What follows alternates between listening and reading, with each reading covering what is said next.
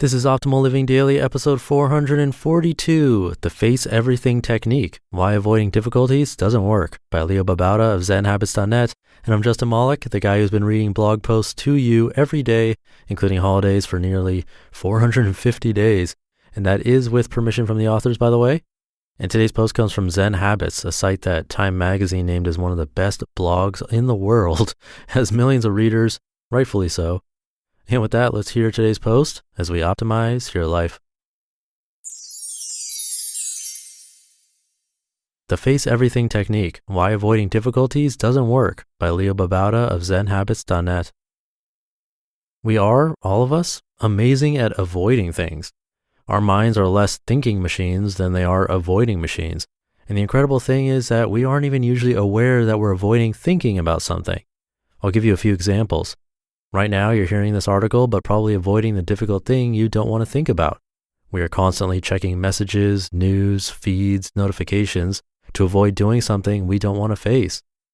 When we're facing difficulties in life, we try to tell ourselves that it's okay because fill in the blank, or get busy with some activity or numbing agent like alcohol so we don't have to face the difficulties. When a problem comes up, our reaction is to want to go do something else, put it off.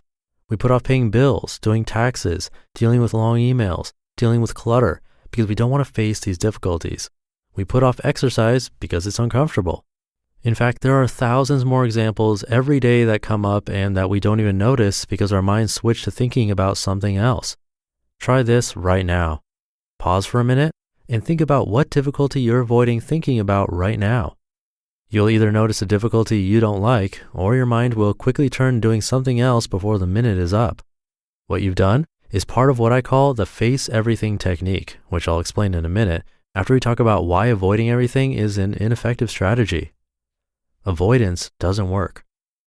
Our minds want to run from whatever discomfort, pain, or difficulty we're facing. And this is a good strategy for temporarily not having to deal with difficulty and pain.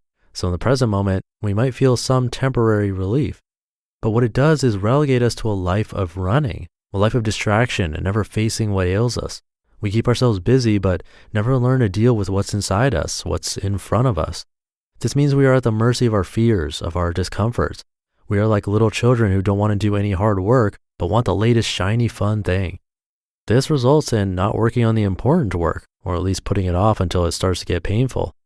The same is true of exercise, healthy eating, finances, clutter, relationships, and more.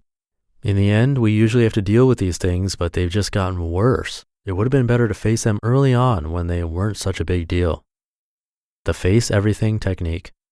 This technique is based on the idea that it's better to be aware of things and to deal with them like an adult instead of running. And if we do, none of it's that big of a deal. Here's how it works.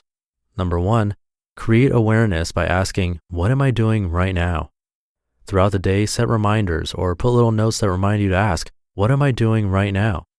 The answer might be checking Facebook or switching to a new browser tab or eating some chips. Something simple and mundane like that, but just ask yourself what you're doing to start to bring awareness. Number 2, next, ask yourself, what am I avoiding? When things get difficult or uncomfortable, we automatically switch to something else. We run, we avoid like crazy. You're doing it all day long, but not realizing it.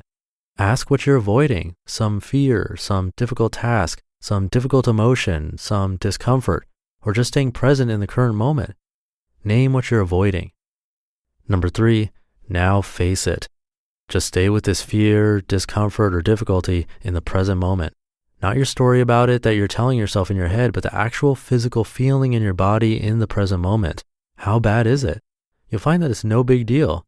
Stay with it for a little longer, and a little longer after that. Challenge yourself. Number 4, take appropriate action. Now that you've faced it and have seen that it's not such a big deal, you can act like an adult rather than a little child. You can decide what the best action is right now. If you're afraid of doing some task, but you've faced it and seen that the fear is not such a big deal, you can remind yourself that the task will benefit you and others and is much more important than your little fear. If you're avoiding a difficult conversation with someone because you're angry, you can see that the anger and offense is not such a big deal, and you can talk to the person calmly and appropriately with empathy and compassion and figure out a solution. Of course, not all problems will just evaporate using this method, but I can tell you that you'll be able to face many more things as you practice this method. You'll get better at dealing with discomfort instead of running from it, as most people do. You'll get better at not procrastinating and doing uncomfortable tasks. You'll be more present and more willing to stay in the moment rather than needing distractions all the time. Not overnight, but with practice. You might have the urge to dismiss this article to avoid practicing this technique. That too is avoidance, and I urge you to face it this moment. You just listened to the post titled The Face Everything Technique, Why Avoiding Difficulties Doesn't Work by Leo Babauta of ZenHabits.net. And I'll keep this ending really short for you. For all things to support this podcast or contact me or to join my free book raffles, the next one's just in a couple of days actually, come by oldpodcast.com. And thank you so much for being here. Have a great Saturday. And I'll be back tomorrow with a post from Courtney Carver of Be More With Less. I'll see you there where your optimal life awaits. Hey, this is Dan from the Optimal Finance Daily podcast, which is a lot like this show, except more focused on personal finance. Justin handpicks the best posts he can find from blogs and authors like Ramit Sethi, Mr. Money Mustache, and more, and I read them to you 5 days a week. So if you enjoy this podcast, come on over and subscribe to Optimal Finance Daily too. And together, we'll optimize your financial life. You've been listening to Optimal Living Daily. Be sure to hit the subscribe button to stay up to date on each new episode and head to oldpodcast.com. That's OLDpodcast.com for a free gift as well as more actionable tips and resources to help you maximize your potential. Thanks for joining us, and remember, your optimal life awaits.